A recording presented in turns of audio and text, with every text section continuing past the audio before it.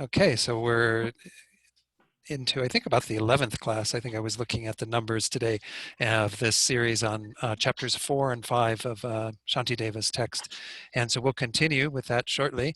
You may want to turn your microphones off if they're on, just so it's not, I think it's a little bit cleaner for the recording. Let's go ahead and do the prayers that we've been doing before the class. Hopefully you can all see that on your screen. We begin with the praise to Shakyamuni Buddha, this homage that we'll do 3 times.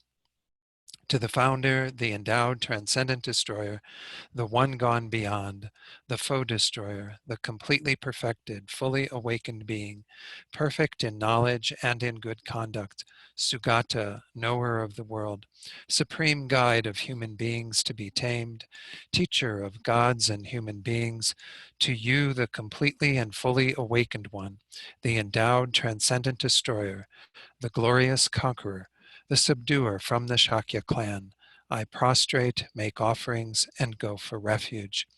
To the founder, the endowed transcendent destroyer, the one gone beyond, the foe destroyer, the completely perfected, fully awakened being, perfect in knowledge and in good conduct, Sugata, knower of the world, supreme guide of human beings to be tamed, teacher of gods and human beings, to you the completely and fully awakened one, the endowed transcendent destroyer, the glorious conqueror, the subduer from the Shakya clan, I prostrate, make offerings, and go for refuge. To the founder, the endowed transcendent destroyer, the one gone beyond, the foe destroyer, the completely perfected, fully awakened being, perfect in knowledge and in good conduct, Sugata, knower of the world, supreme guide of human beings to be tamed, teacher of gods and human beings, to you the completely and fully awakened one, the endowed transcendent destroyer, the glorious conqueror, the subduer from the Shakya clan, I prostrate, make offerings, and go for refuge. So then let's go down to the mandala offering prayer, which again is just making this vast pure offering, imagining all the beautiful things in the world as well as everything transformed into a pure land, a Buddha land that is representative of our own future enlightenment, the enlightenment of all beings. We're making this vast pure offering to the Buddha, to all of our spiritual guides, so we can receive their blessings and inspiration and become just like them. This ground, anointed with perfume, strewn with flowers, adorned with Mount Meru, 4 continents, the sun and the moon. I imagine this as a Buddha field and offer it. May all living beings enjoy this pure land. Idam Guru Ratna Mandalakam Niryatayami. And then we do the refuge and bodhicitta prayer. Again, this is the first 2 lines, renewing our sense of refuge, finding safe direction in the Buddha, Dharma, and Sangha, especially the Dharma, because this is what we primarily have to rely upon in our lives. This is the real protection, the medicine that will alleviate all suffering. And then the last 2 lines where we generate already that motivation of bodhicitta, thinking we're here, engaging in the Dharma so we can become a Buddha for the sake of others. We'll meditate on that motivation shortly. But let's recite this 1 time in English, twice in the Tibetan. I go for refuge until I am enlightened to the Buddha, the Dharma, and the Supreme Assembly. By the merits I create through listening to the Dharma, may I become a Buddha in order to benefit all sentient beings. Sangye chodang soki choknam la jangchu bardu dakni kyabsu chi daki chunyen gi pe sanam gi dola penchir sangye dupar shog. Sangye chodang soki choknam la jangchu bardu dakni kyabsu chi daki chanyen gi pe sanam gi dola penchir sangye drupar shog. All right, then let's do a short meditation to refresh our bodhicitta motivation, as well as to focus the mind a little bit. So we'll start with focusing the mind using the breath as our object of meditation. So again, I've been giving instruction, but I don't think I need to give any instruction tonight. Most of you, again, have a technique you already use for the breath or are aware of one that you can use. But just try to settle the mind a bit. Try to make sure that the mind is as focused as possible, but when distractions do come into the mind, just notice them, label them if you wish, but let them go. Don't put any more energy into them. So I will ring the bowl here to start the meditation. We'll do a few minutes in silence, and then I'll lead you in a short reflection to set your motivation for tonight.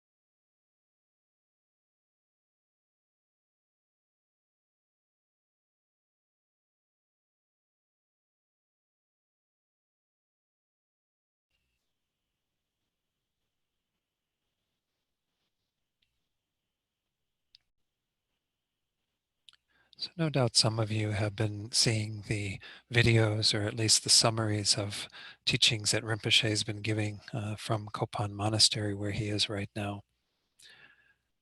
But lately he's been talking a lot about karma. And of course, everything we have in our world right now is a karmic appearance, is due to the karma of us and other sentient beings that we've created. This pandemic, that we've created all of the difficulty and stress, the economic problems, everything in this world. And it's not to say that there aren't other factors, that the virus itself and so on, all the other things that are being done by humans to either contain it or to not contain it. We're not denying these actions. The whole issue of karma is to answer the question, why? Why us? Why are we experiencing this?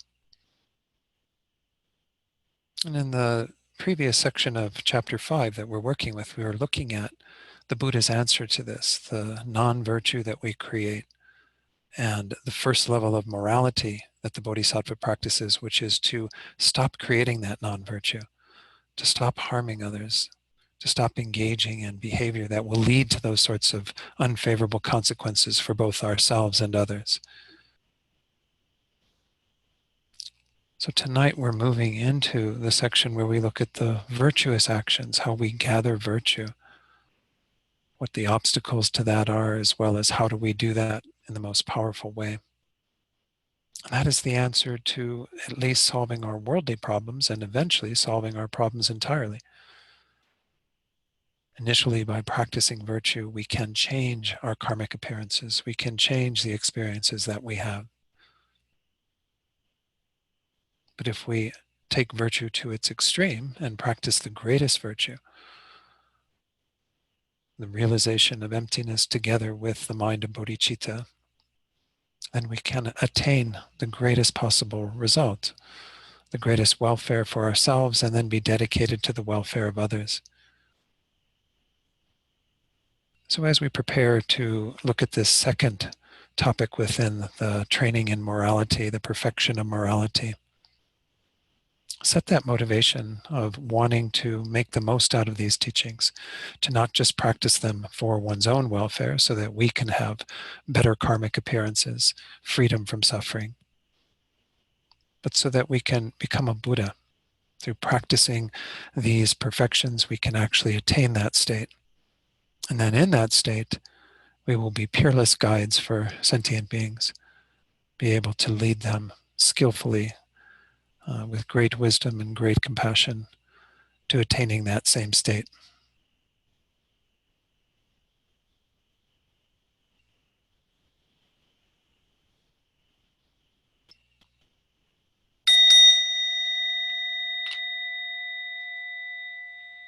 Okay.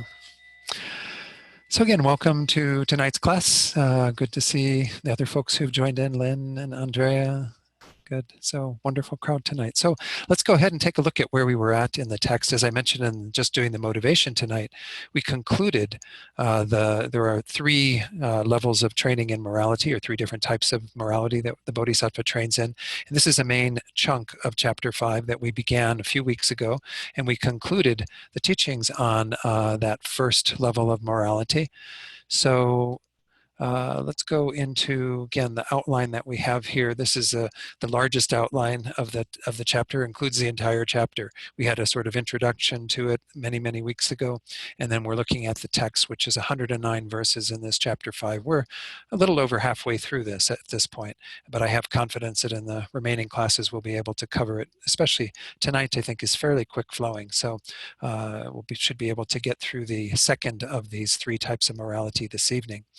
We're in the section then explaining extensively how to practice, and this had a main outline within it. The third outline of the three outlines it had was the practice of guarding the mind with mindfulness and introspection. Actually, there's 4 outlines, I'm sorry. Yeah, we have one more outline in this. That's going to be the remaining 10 verses. But this is, again, the larger portion of chapter 5. In the beginning, we looked at this whole idea of needing mindfulness and introspection, but now how do we actually practice that? How does a bodhisattva engage in that? And we saw previously that there are 3 outlines to this, and those are the 3 trainings that the bodhisattva engages in. Last week we concluded the first, the training in the morality of restraint, refraining from negative actions, refraining from breaking our vows and so on. And we looked at some of the advice that was there around how we work with our body, speech, our minds, these 3 doors, so that we keep them from going to the place of non-virtue.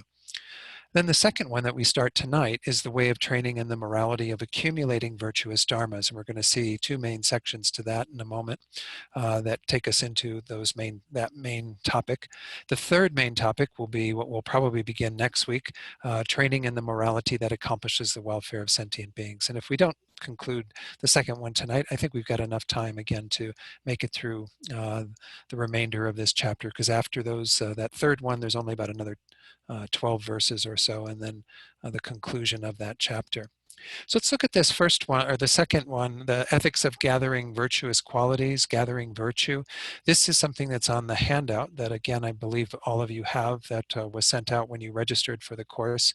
I don't remember exactly what page this is on, but this is a description from Abbot Dr. Gyaltsen's Precious Garland, a commentary on Bodhisattva-Charyavatara, which again is the other commentary that I make reference to occasionally, that Ziggy To translated and that I used previously when I taught this text. The ethics of gathering virtuous qualities refers to observing the virtues of the six perfections themselves. So we are in the perfection of morality, but we can include within this the practice of generosity, of patience, of joyous effort, enthusiasm, concentration, and wisdom. Then generating those that have not been generated, not degenerating those that have been generated, and increasing them more and more. If this sounds familiar to you, it's very close to the prayer that we make at the dedication at the end of each class. This idea that we want to be dedicated to generating what hasn't been generated and not declining anything that has been generated, and doing what we can to increase things. So that's the basic definition that's given there. There isn't much more to that. When motivated, this is from Geshe Sonam Rinpoche's The Six Perfections, a small book that he wrote on that. He says, when motivated by the altruistic intention, which we mean here, bodhicitta, training in ethical discipline, concentration, and wisdom, as well as all positive actions or practices, such as prostrations, circumambulations of holy objects, and so on, saying prayers, reciting mantras, all of these are a bodhisattva's ethical discipline of creating virtue. So in essence, any ethical, virtuous behavior we engage in that is motivated with bodhicitta becomes a perfection, a practice of the perfection of ethical discipline or morality. Much merit, he says, is created by venerating and serving those with special qualities. We're going to touch on that tonight. By appreciating and praising the marvelous qualities of the three jewels, and by mentally and verbally rejoicing in the good done by others. We'll also touch on that this evening. So the idea is here is that there are many ways that we accumulate virtue, that we create virtue. These are just a handful of things that are mentioned. But essentially, anytime we turn our minds towards virtue, we are engaged in this. Again, when it is accompanied by bodhicitta, it becomes a practice of a bodhisattva, a perfection or paramita of a bodhisattva.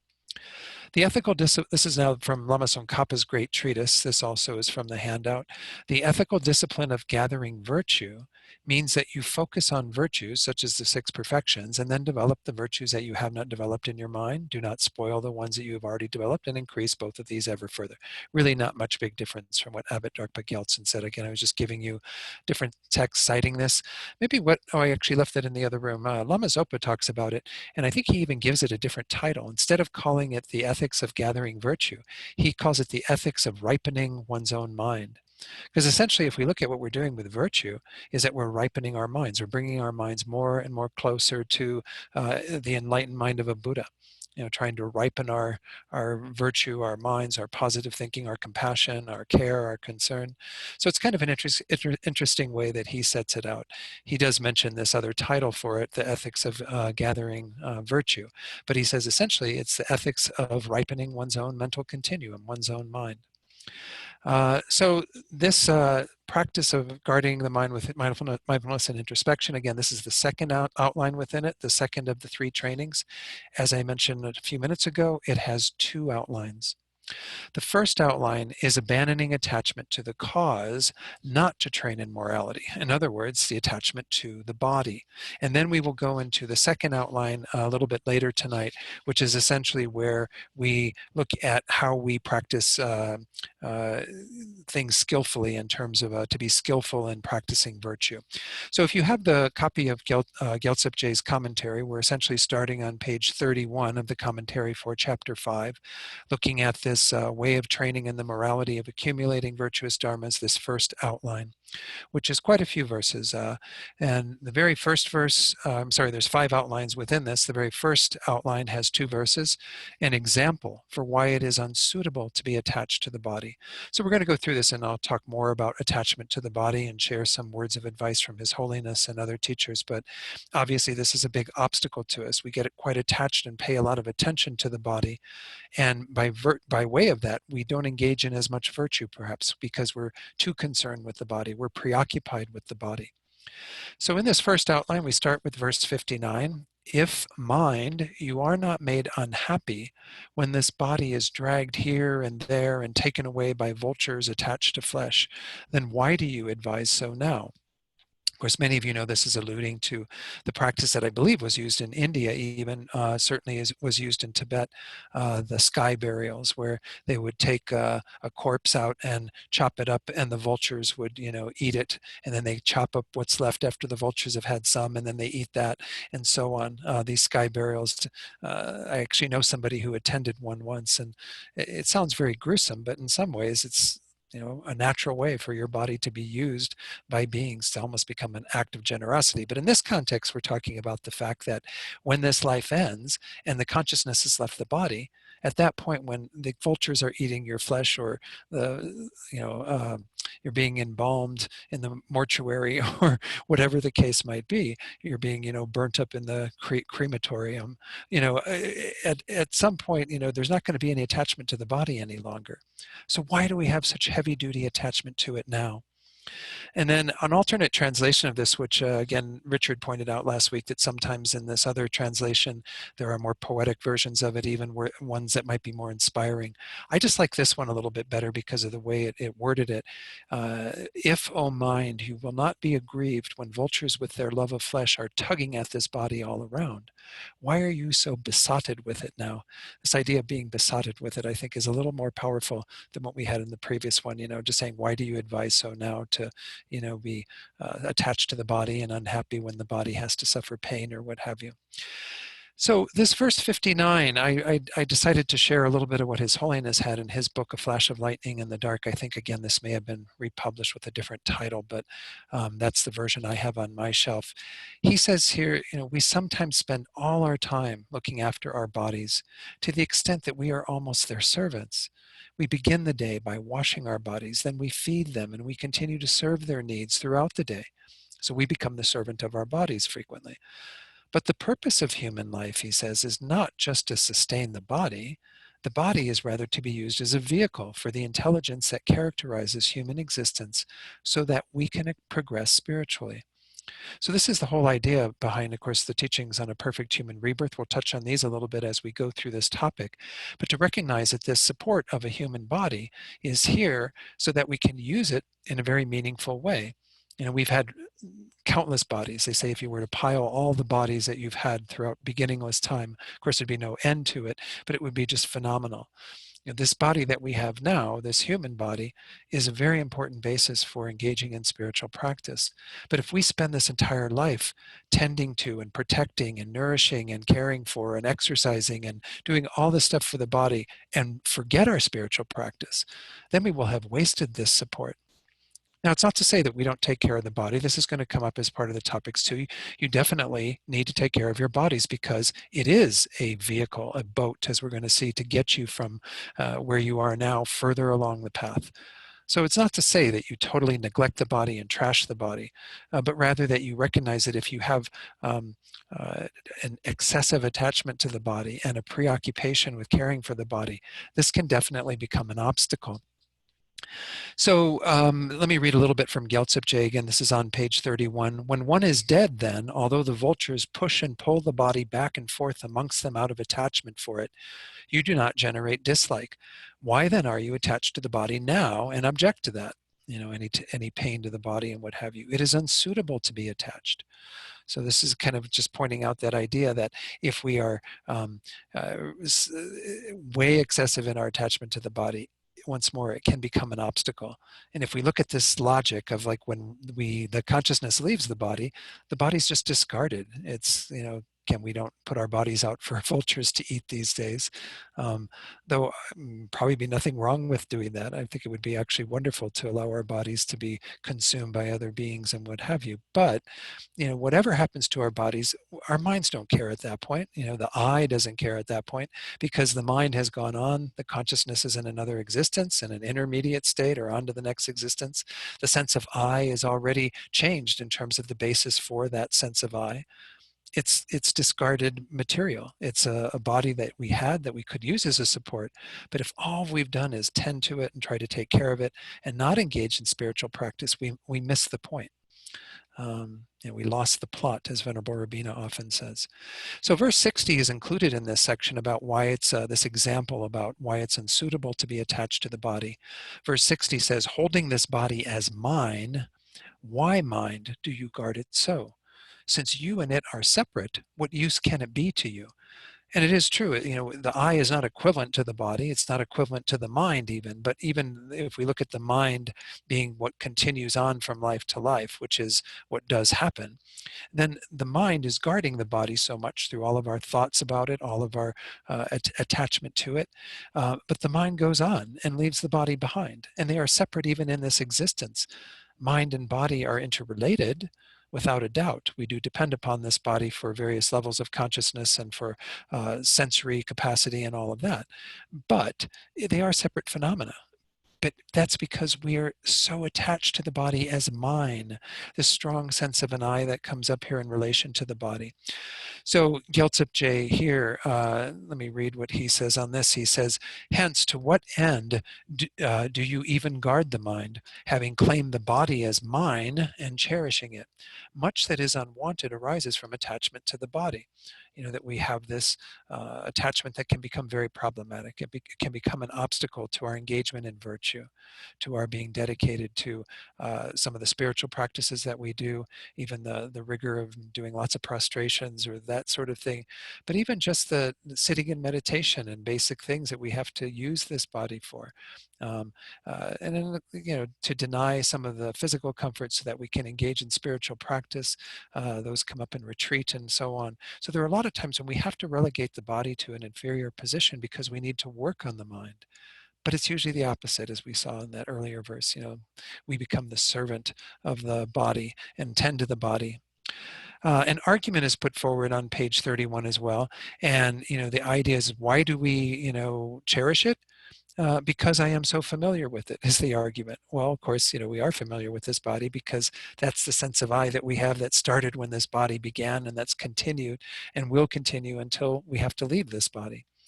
The answer is, since both you and this body are distinct from each other, you will leave this body behind very quickly, and the body will also abandon you. Hence, what is it doing for you? It is unsuitable to hold it as mine. In other words, it's unsuitable at the subtler level to even have an attachment to it as mine, because even the sense of I that we're creating is a fabrication, this strong sense of an I that is at the source of all of our problems. We're going to see that being discussed much later in this text in chapter 9 when we look at the wisdom teachings. But nonetheless, the attachment that we have to it as mine isn't really logical conventionally even, because who is the owner of that is going to be in any lasting way? We only own this body, if you will. We only have it as mine, in quotes, for the duration of this life. The I goes on. Again, the sense of I that we will have in the intermediate state in the next existence is going to be around a totally different set of aggregates. In the intermediate state, you have a very subtle body. In the next life, you'll have whatever body your karma drives you to take. So you could have, a body covered with fur, or you could have a body that's of a god, or you could have another human body. But it'll be a totally different basis. There's no continuity of mine in terms of the basis, the body. The continuity of mine is only in terms of the mind and only in terms of consciousness. So we can say my mind, but there still is at a deeper level, no lasting sense of I that goes from life to life. Again, the sense of I changes every time we sort of change our clothes by getting a new set of aggregates. So this is the point behind this first one, is saying with this example, we see how unsuitable it is to latch onto the body and be so protective of the body. The second outline within this of these three, there were five outlines in this section, is meditating on the impurity of the body. This is verse 61. So Shantideva says, why, confused mind, do you not hold on to a clean wooden form? Just what is the point of guarding this rotting machine that is a collection of filth? You can see obviously here Shantideva is giving us a different perspective on our bodies than what we normally have. And he's proposing that why don't we find something else that's much purer and clean and more contained and more attractive even than this body is, because we're going to get into a whole dissecting of the body in a moment, not as extensive as what he does in chapter 8 when he uses that type of thing as a remedy for our attachment to others' bodies. Here we're talking about the attachment we have to our bodies. We get so caught up in this thing that he calls it a rotting machine that is a collection of filth. And we'll go into explaining all that, but we have a very different view. This is something many of you have heard of, and Lama Zopa Rinpoche teaches on this frequently, and there's actually a book from Lama Yeshe Wisdom Archives called Bodhisattva Attitude that has a nice little teaching on these 4 misconceptions. I'm not going to go through all of these in great detail, but I just want to point out how the third one there on the list is the one that we are adhering to, that is the opposite of how the body actually exists. The first one, conceiving of that which is impermanent as permanent. Well, impermanent there means changing momentarily. Permanent means unchanging. And we often mistake things which are actually impermanent, changing all the time, as having some sort of lasting set quality or identity or whatever. The permanence that we attribute to things is in contrast to how they actually exist. The second one is something we know from our investigation of the Four Noble Truths. The very first truth, the truth of dukkha. One of the levels of dukkha or suffering is the suffering of change. We actually identify that which is suffering as being happiness. All the pleasurable experiences we have in samsara are tainted. They're tainted by not really producing any lasting happiness. And moreover, if we continue to partake of them, they lead only to pain, to difficulty. So they're unsatisfactory. So that which was actually in the nature of suffering, we mistake as happiness. The third one that we're talking about here, that which we perceive of as pure, is actually impure. And this is the example that's primarily taught here, is the body, because we have this strong attachment to the body and we seem to think it's got some sort of purity. And obviously we know that these bodies need to be bathed and what have you. But even when we take a shower or a bath, we have this feeling like when we come out of it that we're clean. Well, you're not really clean, because the body from that second on is moving towards needing another shower, another bath for however many hours or days till you take your next bath. This body is just continually producing impure substances. And we'll go into this in a little more detail with the verses coming up. The final one is, of course, the deeper truth that we were talking about just a few minutes ago. We conceive that which is selfless. It doesn't have a self. It's empty of that as having a self. This is the deepest error that we're making. And again, I'm not going to say a lot more about these because you can read up on them. And you can go to Lama Yeshe Wisdom Archive and look at the book there online, or you can order the book, Bodhisattva Attitude. Some nice teachings from Rinpoche on that. But these are the 4 misconceptions that we get caught up in. And that third one in particular is what we are talking about here, is that we are clinging to this body as if it's a pure thing. But Master Shantideva is going to clue us into the fact that it's actually pretty impure. So the argument on the top of page 32 that Gyaltsab puts forward, this is again, they often have these imaginary objections, people that would say something contrary to what's being said. The argument is given that it is unsuitable to give it up. In other words, it's unsuitable to let go of our attachment to the body, because I have held it to me as mine for a long time. The answer that's given, if you, the mind that holds that which lacks a self as having a self, holds the impure as mine, then why do you not hold a clean piece of wood as I? Instead, you guard this machine, which is an accumulation of filth and bones. How can this be suitable? So kind of if we have this idea that we are holding to a sense of a self, and we want that self to imbue it with some pureness, some purity, and we are holding on to that, but we're doing that in relation to this bag of filth, as it's called in a later chapter, this sack of filth. Well, it's not a very correct way to fulfill that need or that desire to have something that we are clinging to as an I. If we're clinging to this as an I, well, it's not a very decent I that we're talking about, because look at this body. This is where we're going to go to from here, is kind of contemplating the lack of essence to this body in terms of something that is pleasant and desirable about the body. We are imbued with that concept that the body is pure and beautiful and what have you. And again, I'm not denying that there's some beauty to the body, but that beauty, once more, is only skin deep, really, as we're going to see, when we get into these verses. So let's go forward then. We're going to go into the third of the 5 sections. That was the only verse for that one.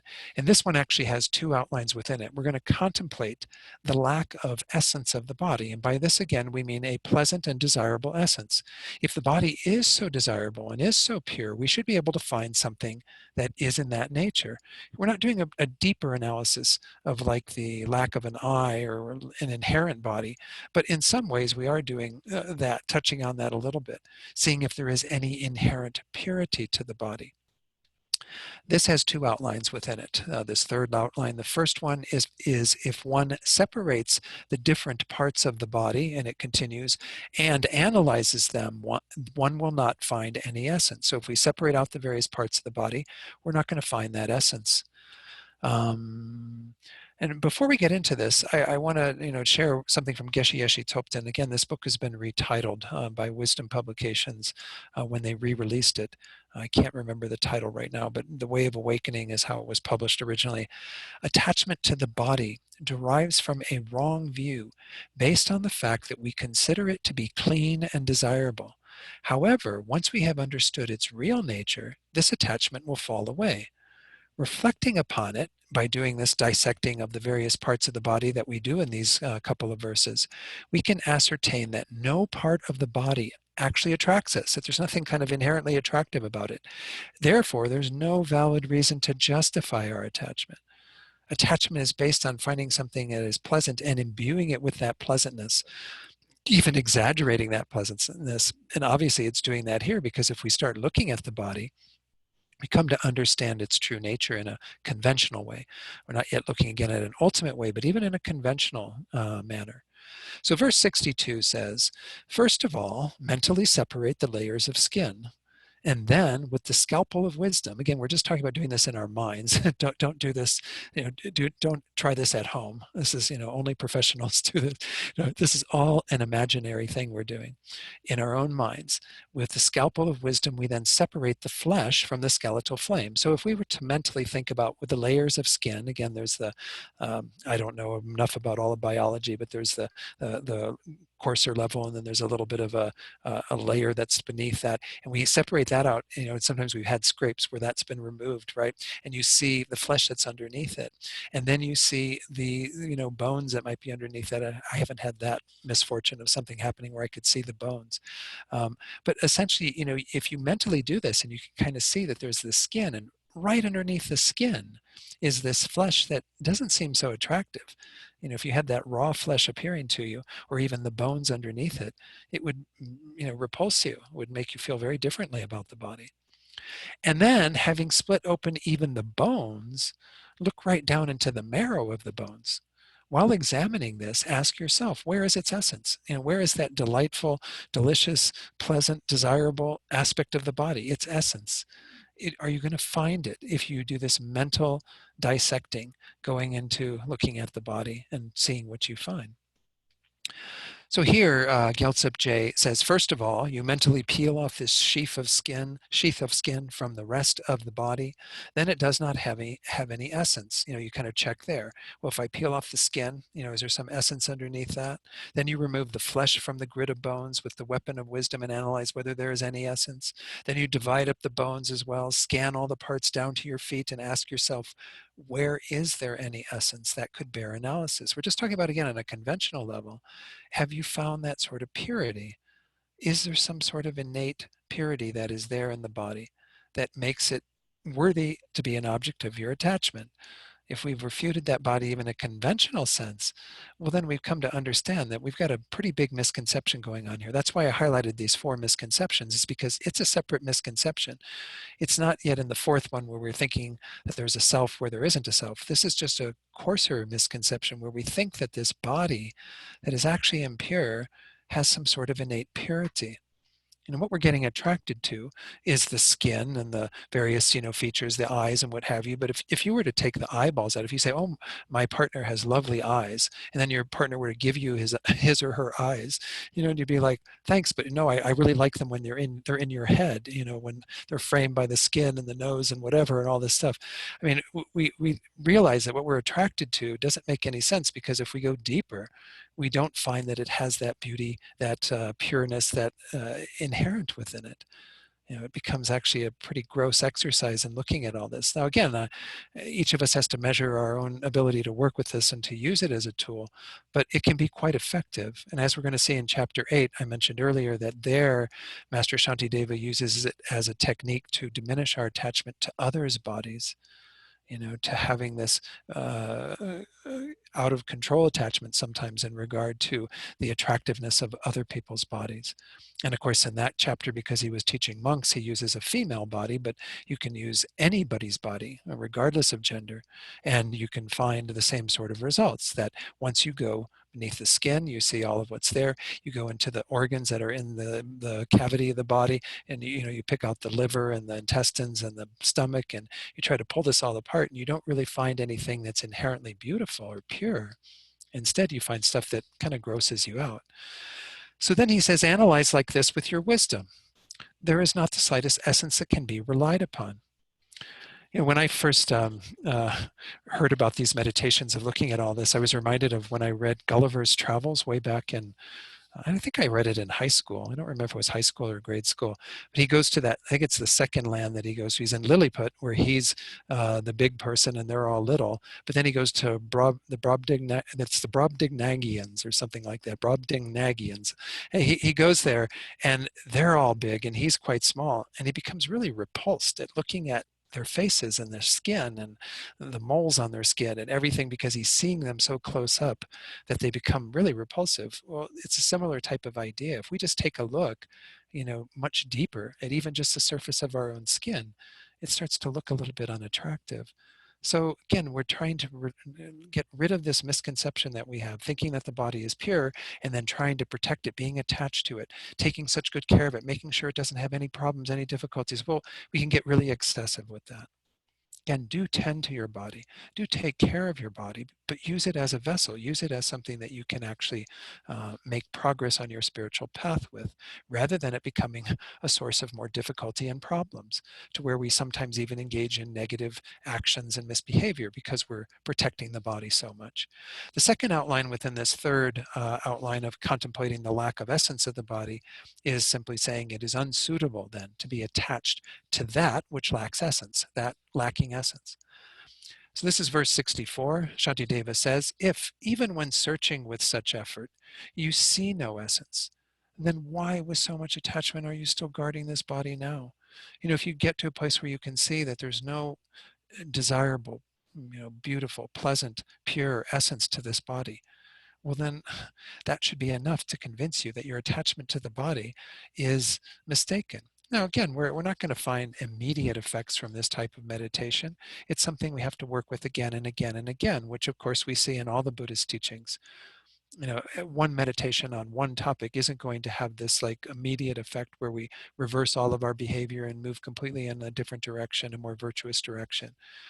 But we have to begin to see some of this and see, again, the play of this. If we are so attached to this body and we spend so much time preoccupied with taking care of this body that we lose the plot, as Venerable Rabina says, we don't get what we're really here to do with this body.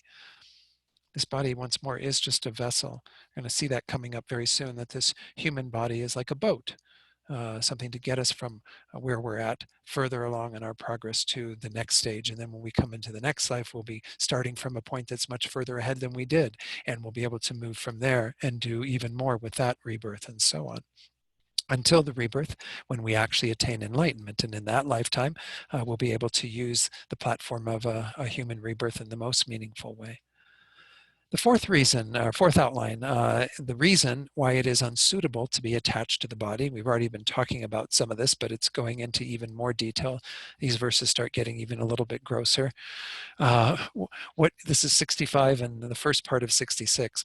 What use is this body to you if its filth is unfit for you to eat, if its blood is not fit to drink, and if its intestines are not fit to be sucked. I mean, this sounds really gross, but at second best, it is only fit to be guarded in order to feed the foxes and vultures. So if we look at kind of the nature of this body and what's all underneath the skin of this body, there's nothing we can really use in a meaningful way from this body.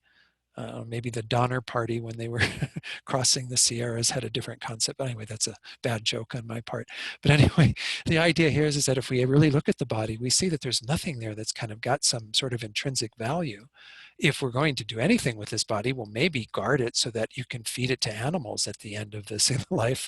Maybe there'll be some benefit to that, actually offering it to those beings. But essentially, we're not finding that there's sort of, we're not finding that we're dealing with anything that is really, again, pleasant, pure, delicious, delightful, that our mind of attachment thinks about in regard to the body. Maybe all of you are free of attachment of the body, and I'm teaching to, the choir in a sense. But, we all deal with it to some degree, I think. I certainly still have my attachment to the body and what have you. The argument that Gyaltsab starts with on page 33 is somebody saying, even though what you said, yeah, I mean, we don't find any inherent essence or some purity, some pleasantness, desirability to the body when we go searching, it still is suitable to be attached to this body a little. I don't know if that's actually in the Tibetan, but that's how Venerable Fedor put it in here. So even though that's so, there's nothing wrong with having an attachment to the body. The answer that he gives is based on what Shantideva says. It's unsuitable to be attached to the body because the body is an impure aggregate. It doesn't have any sort of inherent purity. That was the point of doing that investigation, but he's kind of taking it further here. You cannot eat the impure substances of the body, and you cannot drink the blood. Likewise, you cannot suck the innards. So what action is the body doing for you that is of use? How are we really being benefited by having this bag of filth, having this, body that we are lugging around and having to do? Again, I think we all get it. It's just hard for our heads to go there and to really feel the import of that. But these bodies are very, very coarse forms. I think if we had just a moment to be able to experience what it's like to have the body of a Buddha, which is an energetic body made of light and what have you, that has none of this coarseness to it, none of the impurity to it. It's a pure form developed through the Buddha's wisdom. Well, then we would get it in a second. We go, wow, this is really so unsuitable. But just look at what we have to deal with in this life in terms of the nature of this body. And it already is pointing us in the direction of trying to let go of our attachment to it. Hence, the body is only suitable to be guarded as food for foxes and vultures. Again, how that ended in terms of the verse. If we're going to do anything with this body in terms of protecting it, protect it so it can be good food for other beings when this body expires and we move on to the next existence. So again, this is all in the context, just to remind us where we're going with this so it doesn't become this fruitless exercise, to show how this attachment to the body can become problematic in terms of our engagement in virtue. It keeps us from being fully dedicated to virtue so often. And they're not even talking about some of the other factors of the body. Look at how this body requires sleep, requires rest, requires other things that we use to keep it sort of balanced. And oftentimes, if we're not tending to that even in a good way, we have some impairment of our spiritual practice. But if we're getting too much sleep and we're really wasting our time doing a lot of things that attend to the body without really looking at our minds, then once more we've missed the boat in terms of this. We really haven't taken the best advantage of what the situation that we have, the situation of having this human existence. Finally, we arrive at the fifth outline, but it has 4 outlines within it. So we're getting into some more detail here. This fifth outline is because the body disintegrates quickly, it is suitable to practice virtue. So because we don't have this body for such a long time, we might want to have it for a very long time and have the desire that it live and continue with the heart beating and the brain functioning until we're in our very, very late years. But the body actually disintegrates very quickly. So we have to get the gist of this meditation as well in terms of making sure that we tend to the body and not neglect it, but at the same time, don't have the attachment that becomes an obstacle. So the first outline is at the bottom of page 33. A body that will soon be destroyed by death is suitable to be ordered to practice virtue. We're going to put this body to work, make it do what we intend to do with our intentions, our minds. So this has got a verse and a half to it. This body of a human being should only be put to work. And what do we mean by work? Our practice of the Lam Rim, our practice of engaging in virtue, our practice of doing all the things that were talked about earlier in terms of this second type of morality, practicing the six perfections, engaging in prostrations and circumambulations and reciting mantras and doing all the things that we need to do that are taught as part of our spiritual path that will lead us to enlightenment. And then the next verse, even though you guard it thus, then what will you do when it is stolen by the merciless Lord of Death and given to the birds and dogs? They use this idea of the Lord of Death, often called Yama. It's not that there is a real Lord of Death, that there is this being that is in that role that is, going to come for your body like the Grim Reaper or something. This is just the way that death is personified in Buddhism, is to talk about this is what happens at the end of our lives, whenever that comes, uncertain when it will, the Lord of Death will come and our body will essentially be given to the birds and dogs, or in our day, maybe the worms and other insects and things that will inhabit the body and eat up the flesh and what have you. So although we guard it so much, what happens when we get to our death and we see that we haven't really used this body as meaningfully as we should? Instead, all we've done is pampered it, got it massaged and taken care of and, tanned and whatever all the things are. And again, I'm not trying to put any of these things down just by their nature, but I think we have to definitely be somewhat critical of this and not just, I don't know, kind of go about our lives without discerning whether we're becoming overly attached to the body. Because at death, we do want to make sure that when we die, we have used this body well. And maybe there's a good chunk of this life that we haven't used that body well, but at least we can, have some cognizance now that we should move forward with that thought. By the way, a question came up on the chat box. The text that I'm referring to, I have a little version that I put into a booklet, but it was sent out as the Gyaltsep J commentary. I don't have the exact file name, but most of you should have gotten it from either Maria or Jennifer, or I'm sorry, maybe Sheila. I'm not sure who in New York was doing it, but somebody in New York and somebody in Miami were sending these out to people when they registered for the course. If you haven't gotten that, then maybe again, correspond with the person who got you signed up for the course, and I'm sure they have the files. No, we have it all online. It's The Entrance for the Children of the Conquerors, a commentary. Yes. Yes. Okay, I had it. I just didn't know which one of them. Okay. All right, good. Okay, thanks, Andrea, for clarifying that. So let's look at, we're on page 34 of that text at the top. It says, there is nothing one needs from the body from the point of view of its nature. The human body that has attained the complete freedoms and endowments, remember those terms that refer to the 8 freedoms that are free from being reborn in unfavorable states. I won't go into all of those again.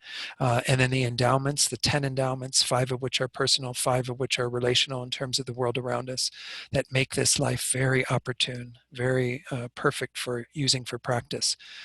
They say that this human body that has attained those is only suitable to be put to work, to accumulate virtuous karma.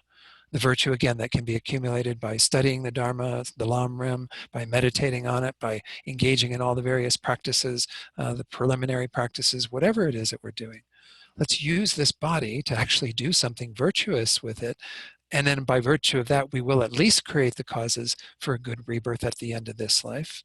By engaging in virtue, we will moreover potentially create the causes for our own liberation.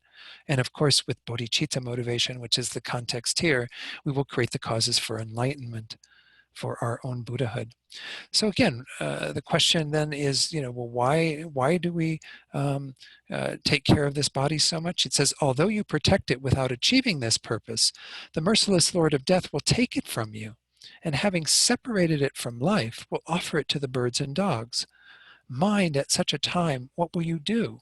As you do not have the slightest power to prevent that separation. The separation is going to happen, whether we want it to or not. We can keep clinging to this life and to this body, but the separation of the consciousness from this body is going to happen at some point.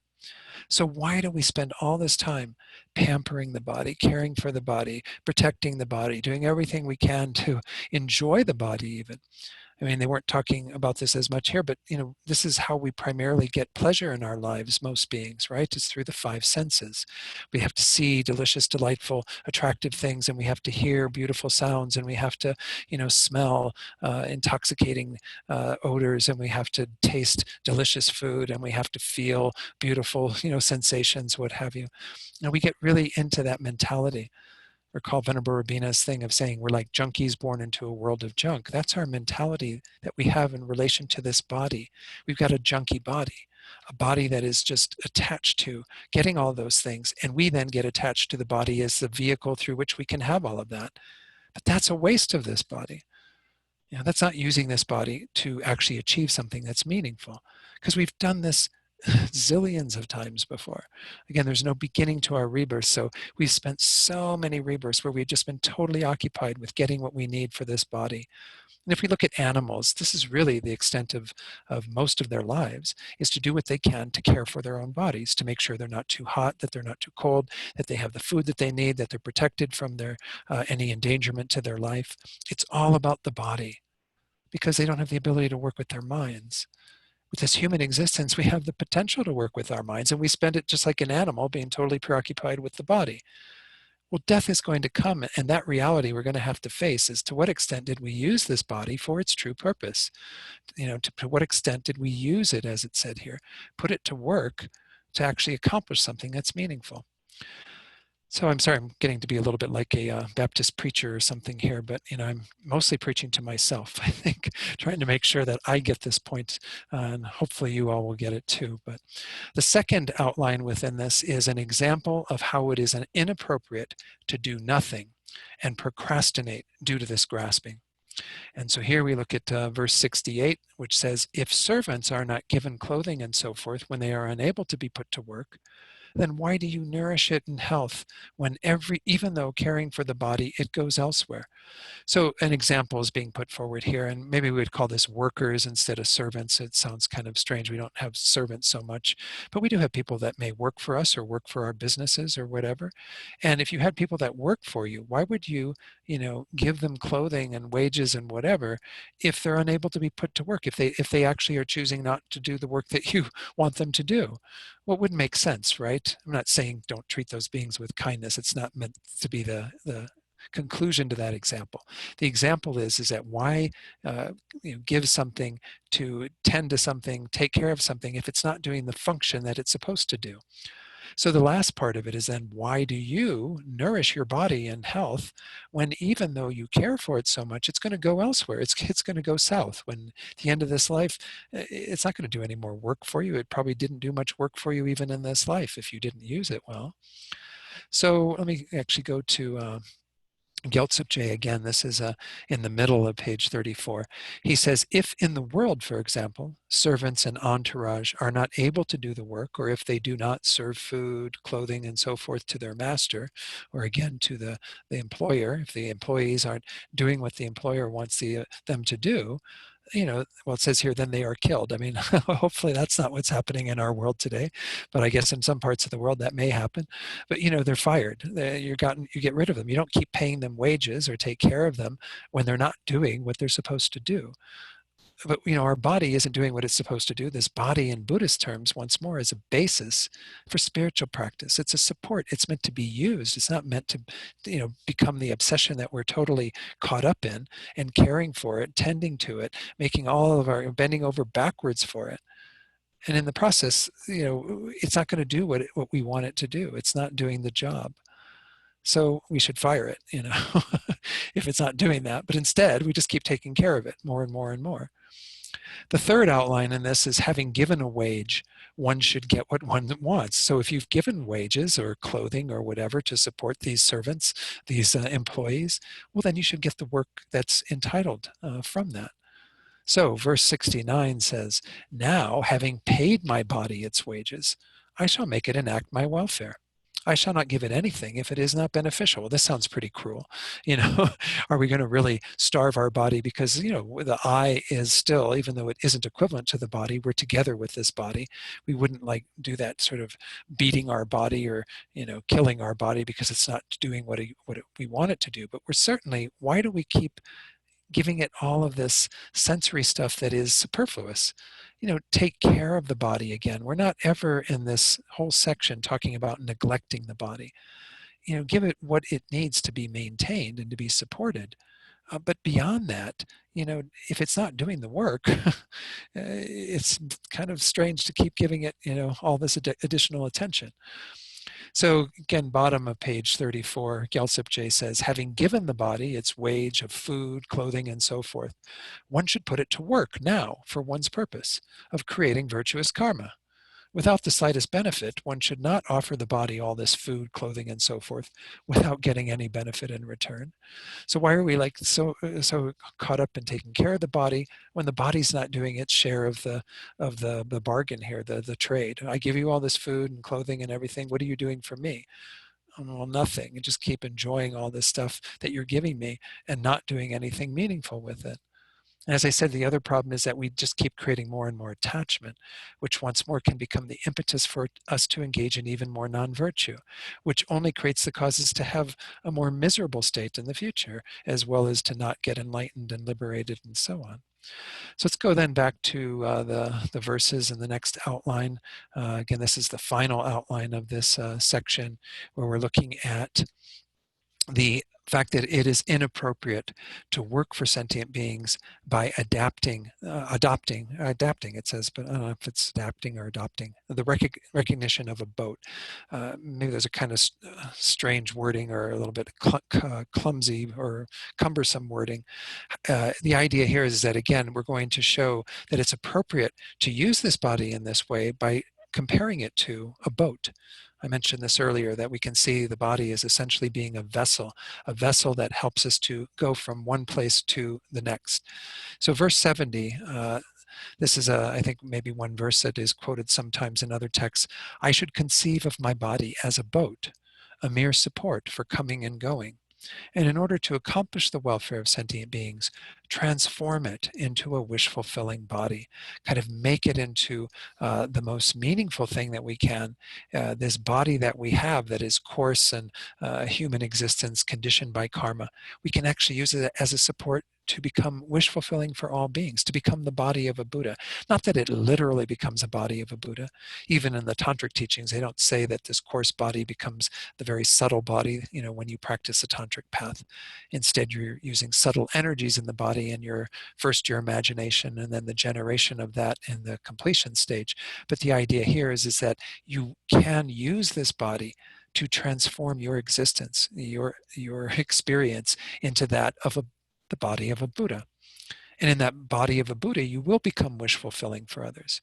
You will have the opportunity to help others and so on. So here, top of page 35, Gyaltsep is saying, this body is here in this life merely as a basis for striving in virtue, as it is the basis for coming and going.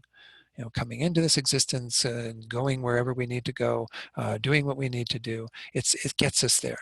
You know, it gets us into the Gompa, it gets us to doing our practices, our prostrations, what have you. In such a way, view it with the recognition of it being a boat for crossing the ocean of cyclic existence, and transform it into the precious wish-fulfilling jewel of a Buddha's body, so as to achieve the welfare of all sentient beings. So this kind of analogy of a boat is a nice one, because again, you know, with a boat, these two extremes that you might fall into that we're talking about, you might have the extreme of being quite attached to your boat, and so you unduly ornament it. You put all sorts of things on it that are not so necessary, because the boat's function is to get you from point A to point B. And wherever that is, you know, it's a vessel to help you to transport, to move in a particular direction. So there's not a lot of necessity in going crazy with the boat, because you know, it's something that is only useful when it does that for you. You know, if you have this beautiful boat in the harbor and it has all these amazing flags on it, it looks so incredible and beautiful. Everyone's like saying, oh, what a beautiful boat. But you're not really using it for anything. Well, then it's kind of silly. You know, a boat is meant to be a vehicle for getting you from one shore to the other. But the other side of it is that we don't also neglect the boat, right? If the boat has holes in it or if the boat needs maintenance, you take care of the boat.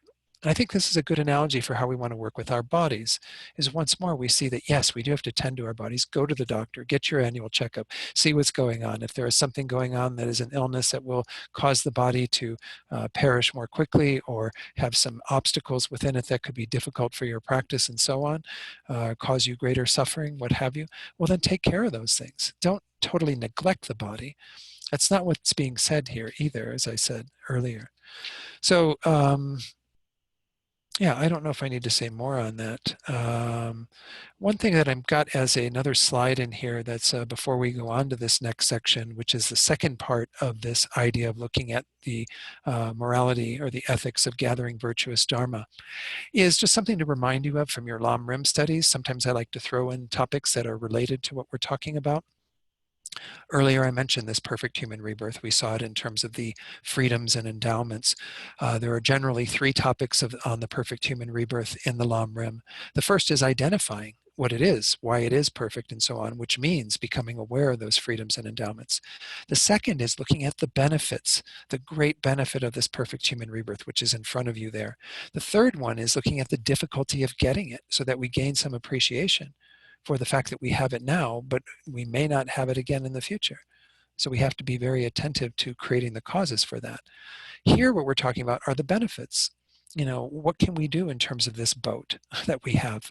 This boat can create the temporal benefits, meaning it will help you to have a good rebirth at the end of this life, many good rebirths. If you've used it really well, you've planted lots of virtuous karmic seeds that will ripen into future rebirths that will be favorable, beneficial for you to continue your spiritual path.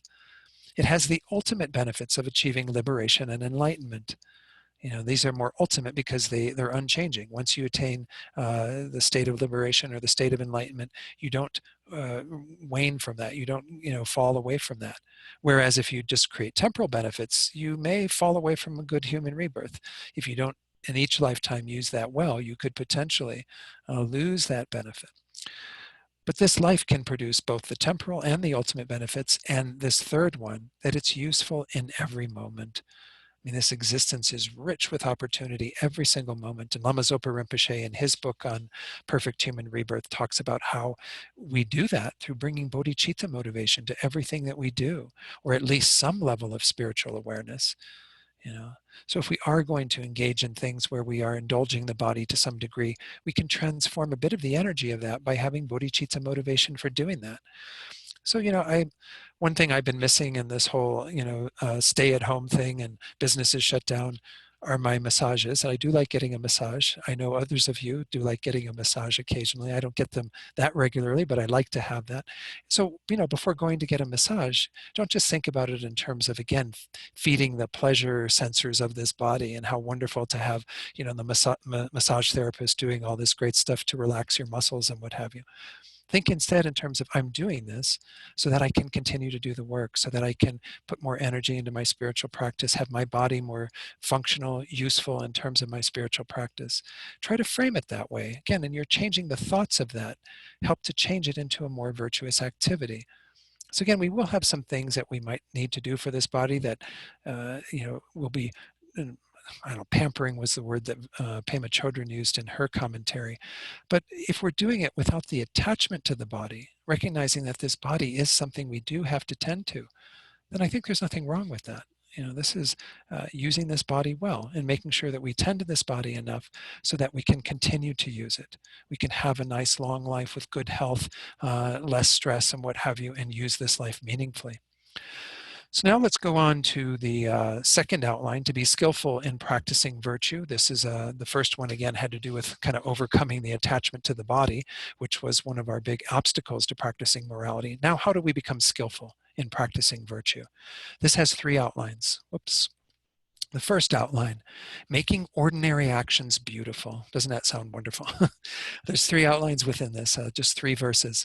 The first outline, how to act when meeting others. This is kind of a bit of a repetition of what we saw earlier in chapter 5 in terms of how we are when we're with others and taking them in and being responsive to them and what have you. But it's still its own teaching, I suppose. Shantideva says, now, while I have freedom, while I have this human vessel, this boat that can get me to the other shore, I should always present a smiling face and cease to frown and look black-faced. Black-faced isn't, what we talk about in our society where people are caught doing that. That's sort of a racial problem in terms of being black-faced. It means having a sour look or a negative look, a frown on our face. I should be a friend of migrating beings and be straightforward. So this starts sounding again a bit like Miss Manners type of stuff, but this is how we need to be in the world. I mean, bodhisattvas, again, want to be attractive to others and attract them.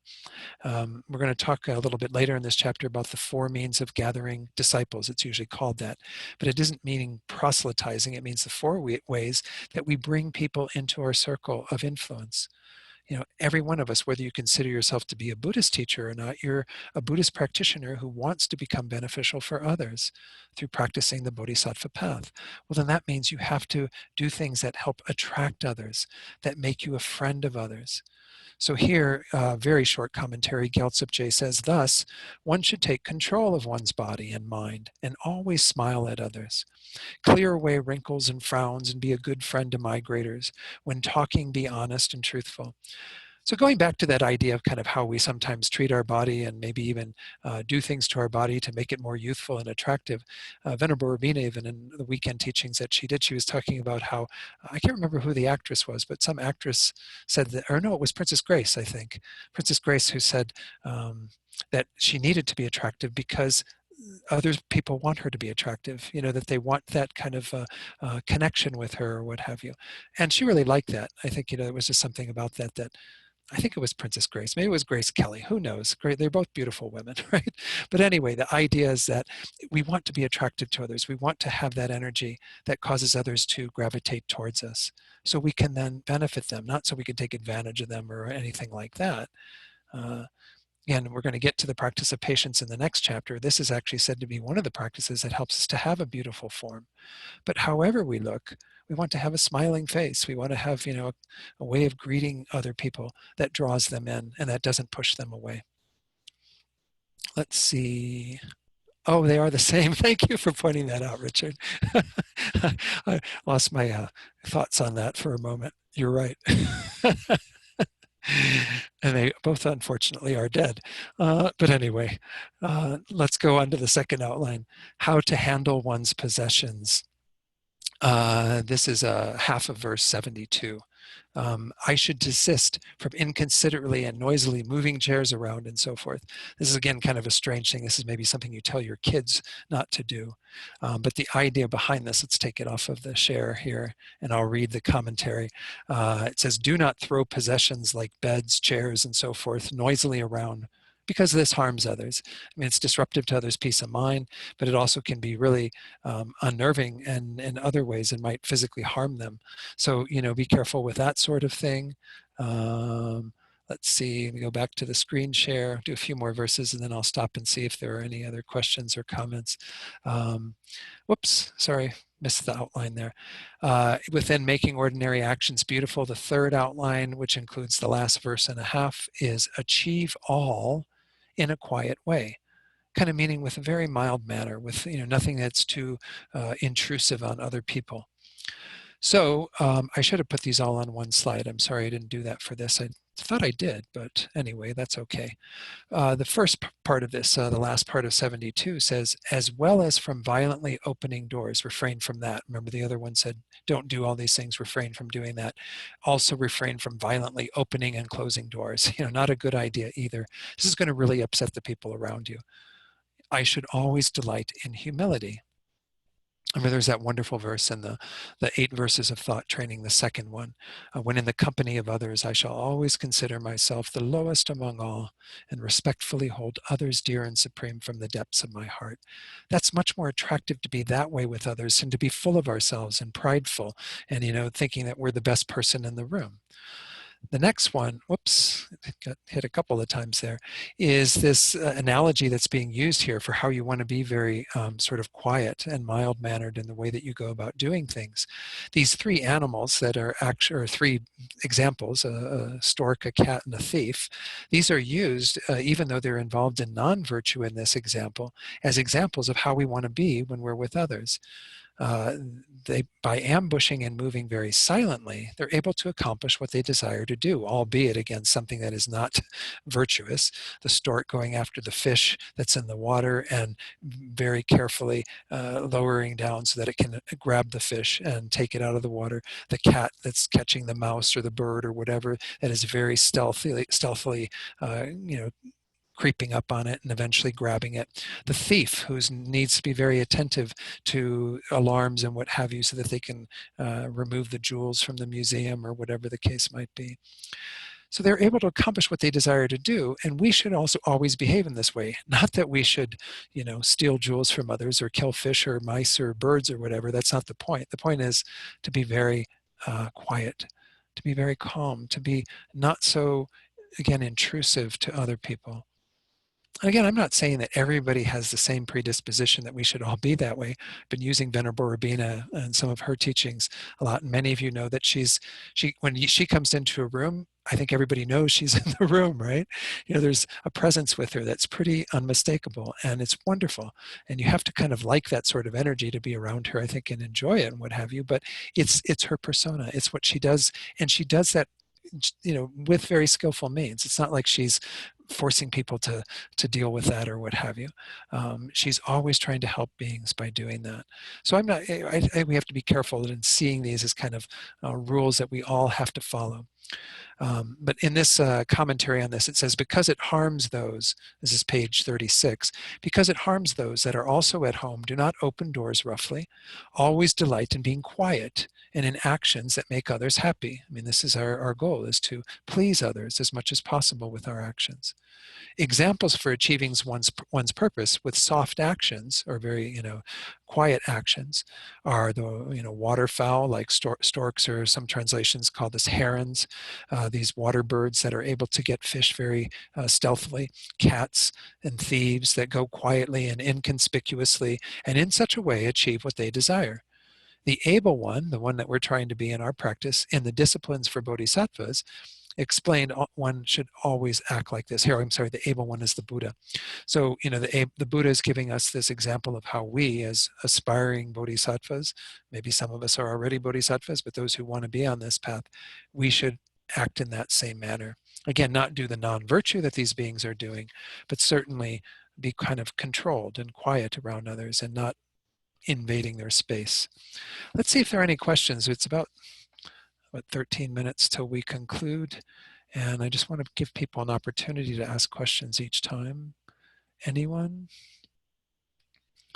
Yeah, thank you, Richard, for pointing out my error earlier. I still can't believe I said that. I knew it in the back of my head, but I don't know why I was saying it. Anyone? No questions?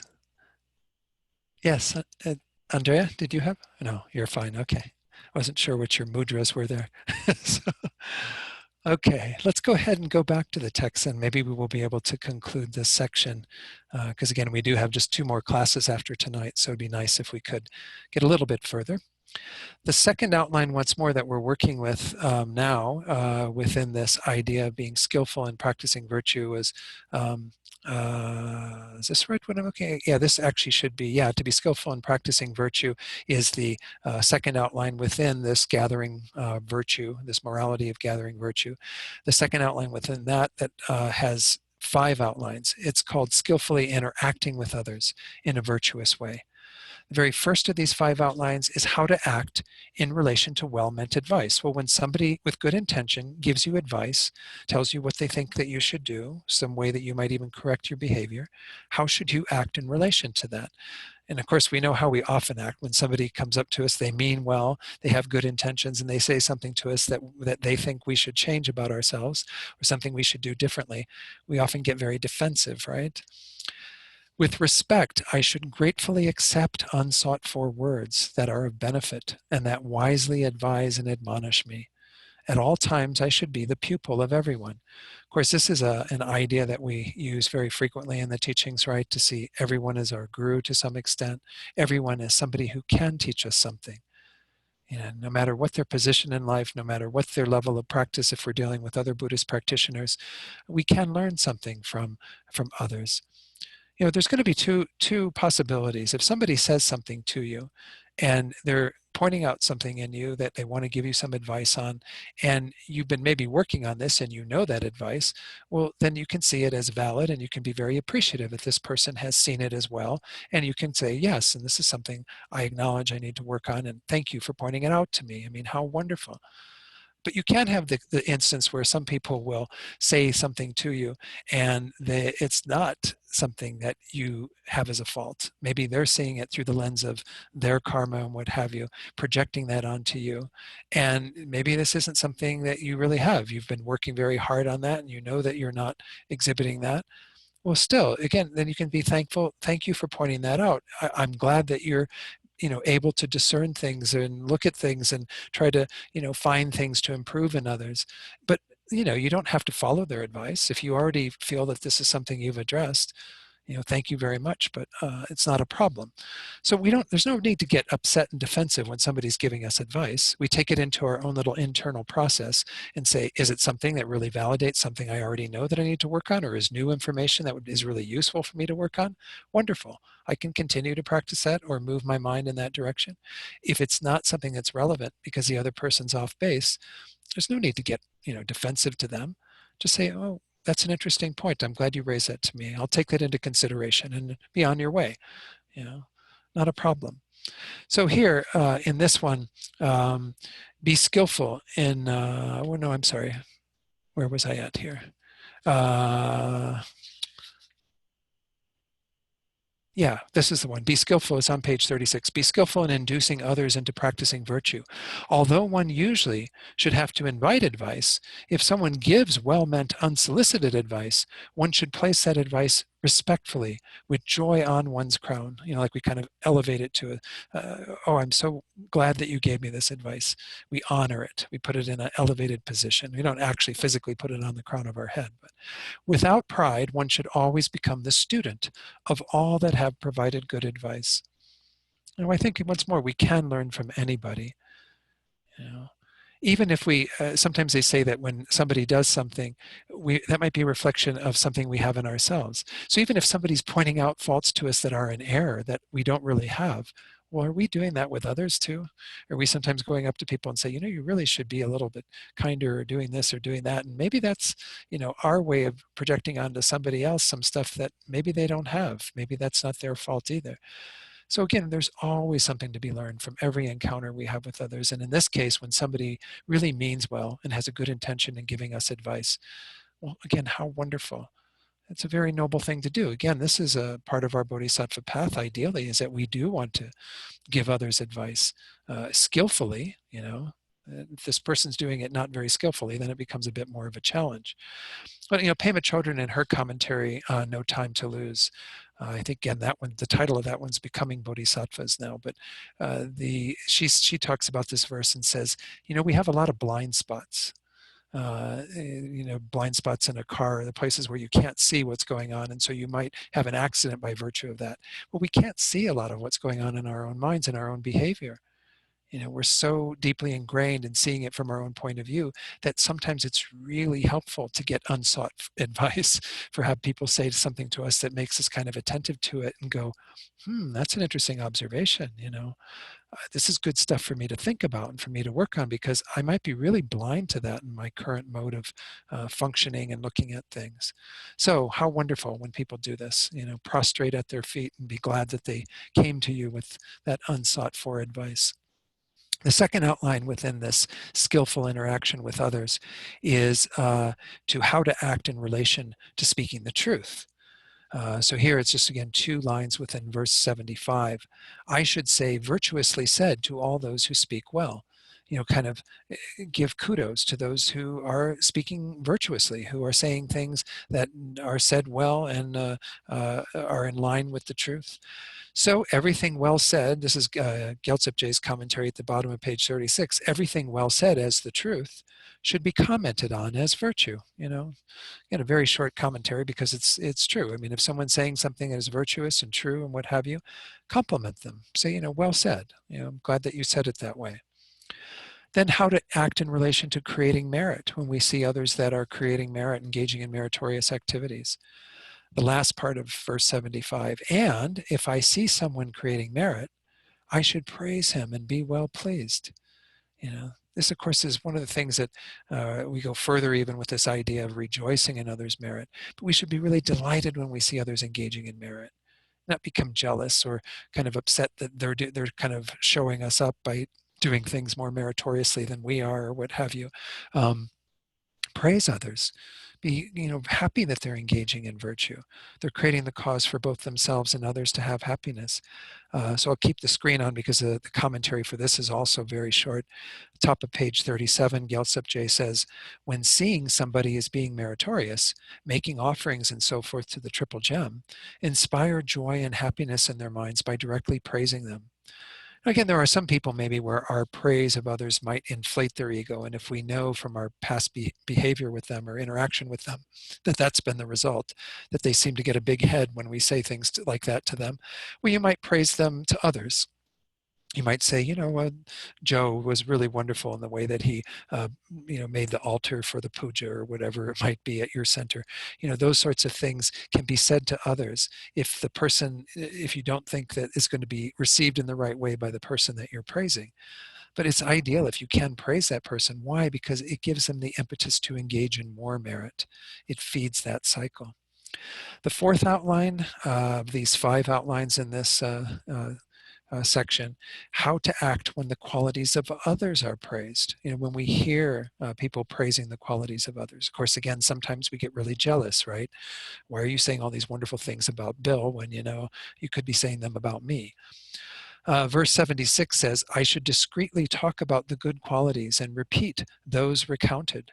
If my own good qualities are spoken about, I should just know and be aware that I have them. I mean, we don't have to, start getting a big head ourselves when other people are talking about our good qualities. Hear the words and say, it's good that, I have them, but I don't have to go beyond that. I don't have to puff myself up on the basis of that. But the first part of this is the one with others, where we really want to make sure that we talk very directly about the good qualities that others have. And when others have told us about other people's good qualities, to do what we can to praise others.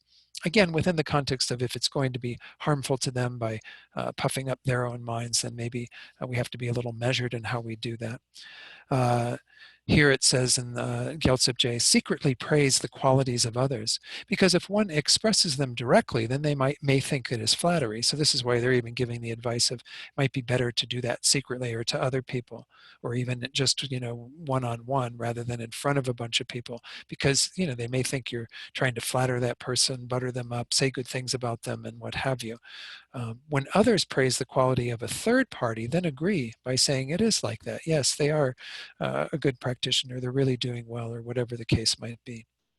Then the second part, if your qualities are praised, then without conceit, analyze whether the mind really has these qualities or not. Again, we do have to, the words that come in, it's good to have some analysis of that and say, is this person, just saying things that are their impression of me and they're not really true? And then I don't even need to take that in because I know my own assessment of myself is not in line with that.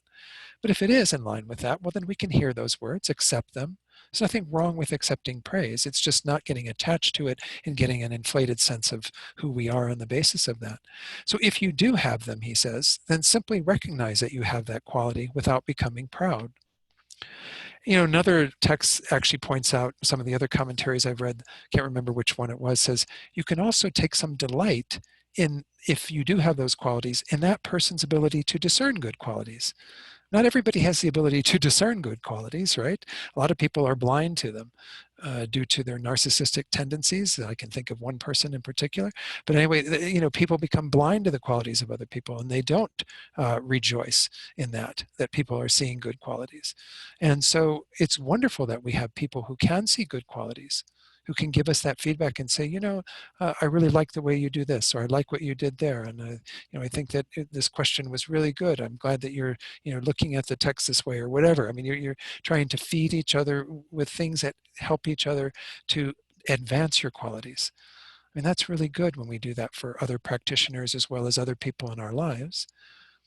But it's wonderful that people can see those good qualities. That means they have some of those good qualities in themselves that are being mirrored by that. So how wonderful. So we were just about ready to finish up this one little section with the fifth section of this, but I think instead I do have one thing I did need to share on the screen, because I realized I had, after the fact, that I had not gone far enough with what I showed you there. A verse that you no doubt may have heard too, and I decided to throw it in our slides. Lama Atisha wrote a wonderful text that's called the Bodhisattva's Jewel Garland. I actually teach on this on occasion. And this is a translation by Thupten Jinpa. Reveal your own shortcomings, but do not seek out others' errors. Conceal your own good qualities, but proclaim those of others. This is looking at our faults or shortcomings as well as others. We should be happy to reveal our own faults.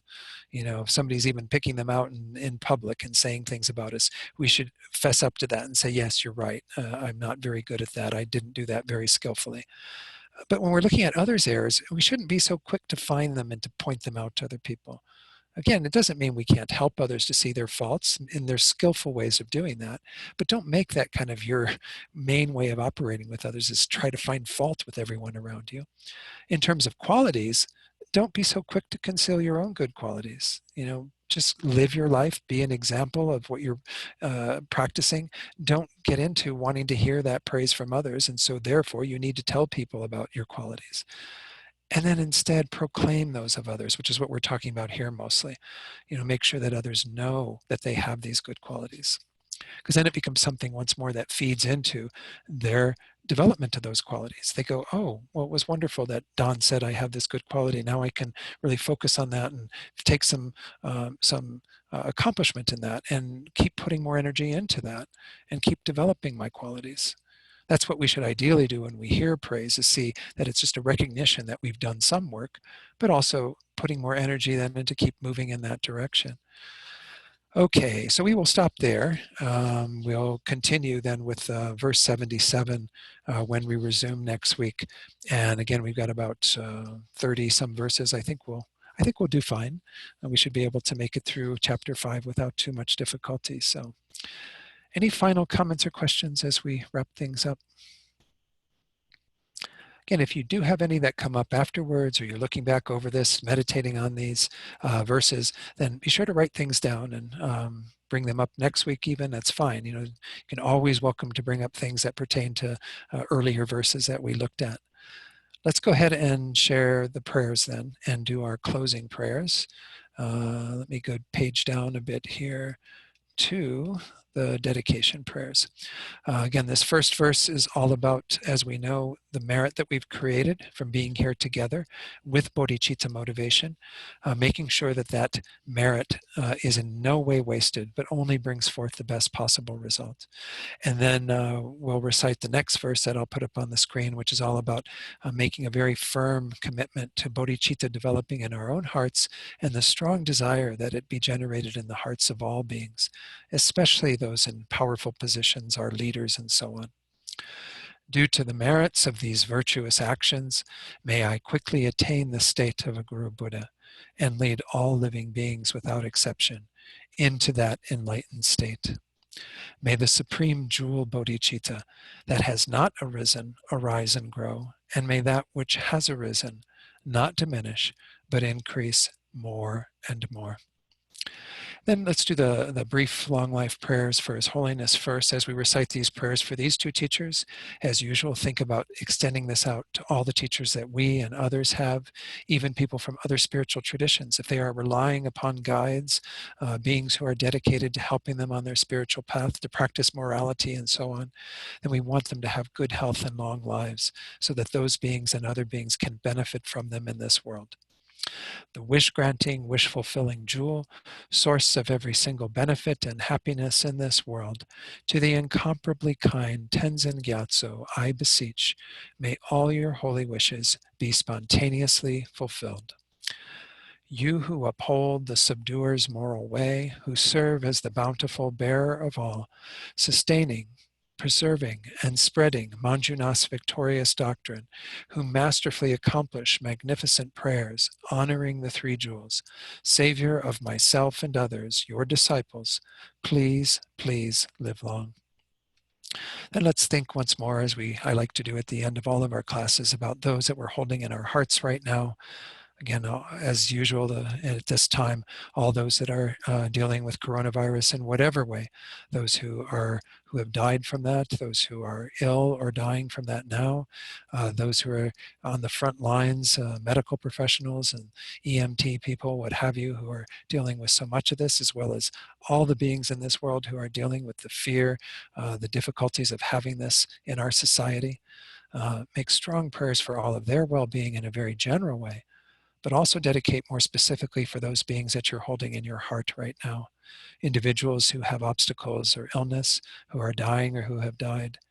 Thinking about them, send this positive energy out to all these beings and think that it becomes the cause to remove all of their suffering immediately and to bring them to perfect happiness.